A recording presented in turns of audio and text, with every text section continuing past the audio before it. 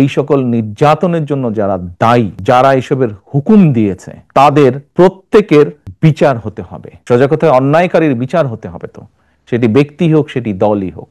যে ভাইকে আমি রেখে এসেছিলাম সেই ভাই এখন আর নেই। যে সুস্থ মাকে রেখে এসেছিলাম সেই সুস্থ মা এখন সুস্থ নেই।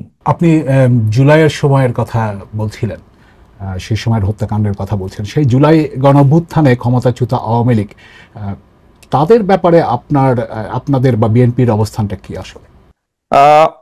দেখুন, আমি 17 বছর যাবৎ প্রবাস জীবনে আছি। 111 তথাকথিত 111 সরকারের সময় যেই শারীরিক নির্যাতন আমার উপরে হয়েছিল,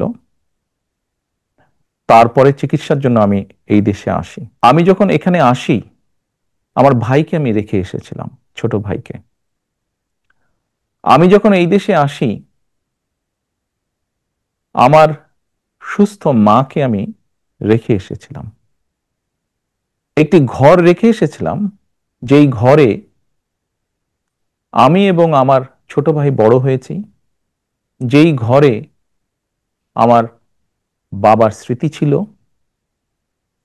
যেই ঘরে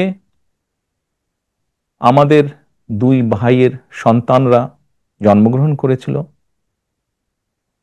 যেই ঘরে আমার মায়ের বহু স্মৃতি ছিল,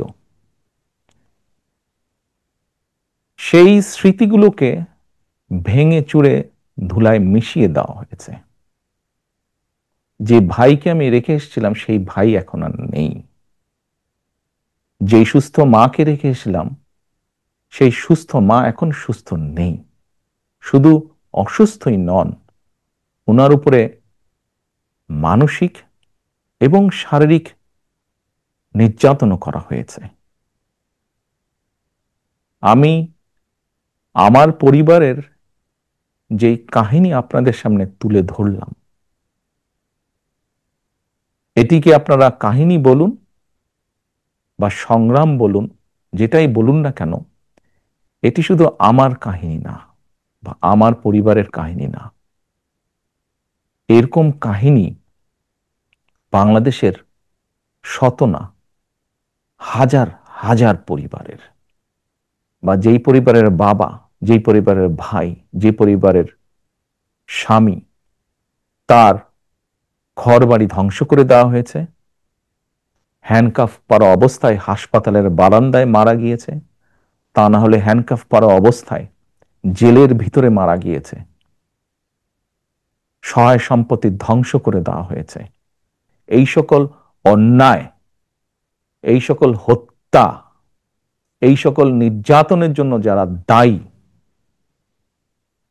যারা এসবের হুকুম দিয়েছে, তাদের প্রত্যেকের বিচার হতে হবে। এটি প্রতিশোধের কোনো বিষয় নয়, এটি ন্যায়ের কথা, এটি আইনের কথা। অন্যায় হলে তার বিচার হতে হয়। কার সম্পর্কে কি মনোভাব সেটি গুরুত্বপূর্ণ নয়। এখানে একটা বিষয় আলোচনায় এসছে যে যারা অপরাধী তাদের বিচার হবে, কিন্তু দল হিসেবে আওয়ামী লীগ তাদের রাজনীতিতে অংশগ্রহণ করতে পারা না পারার প্রশ্ন। বিএনপিরও অনেক নেতা অনেক সময় বলেছেন যে কোনো রাজনৈতিক দলকে নিষিদ্ধ করার পক্ষে তারা নন। তো এখন নির্বাচনও সামনে আসছে, ফলে আওয়ামী লীগ রাজনীতি করতে পারবে কি পারবে না সে ধরনের একটা প্রশ্ন আসছে। তো সেই জায়গাটাতে বিএনপির কি অবস্থানটা হতে পারে? দল হিসাবে তারা যদি অন্যায় করে থাকে, তাহলে দেশের আইন অনুযায়ী তার বিচার হবে, দেশের আইন সিদ্ধান্ত নেবে। তার মানে এটা আদালতের বিষয় বলে মনে করছেন? দল হিসাবে যদি অন্যায় হয়ে থাকে তাহলে তাই হবে। সোজা কথায় অন্যায়কারীর বিচার হতে হবে। তো সেটি ব্যক্তি হোক, সেটি দলই হোক। যারা জুলুম করেছে তাদের তো বিচার হতে হবে। সেটি ব্যক্তিও হতে পারে, সেটি দলও হতে পারে। আপনি ব্যক্তিগতভাবে কি মনে করেন, আওয়ামী লীগের কি বাংলাদেশের রাজনীতিতে থাকা উচিত নাকি না?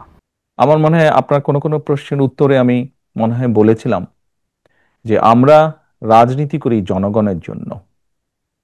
আমরা বিভিন্ন সময় আমরা বিশ্বাস করি এবং বিভিন্ন সময় আমরা বলিও, আমরা বিএনপি আমরা যারা করি আমরা বলিও যে আমাদের রাজনৈতিক সমকল ক্ষমতার উৎস জনগণ।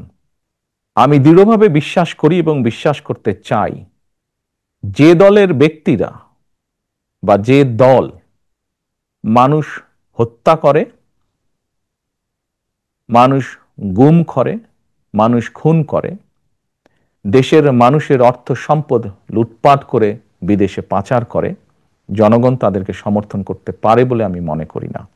জনগণ যদি সমর্থন না করে কোনো রাজনৈতিক দল বা রাজনৈতিক সংগঠনকে, তাদের টিকে থাকার তো কোনো কারণ আমি দেখি না।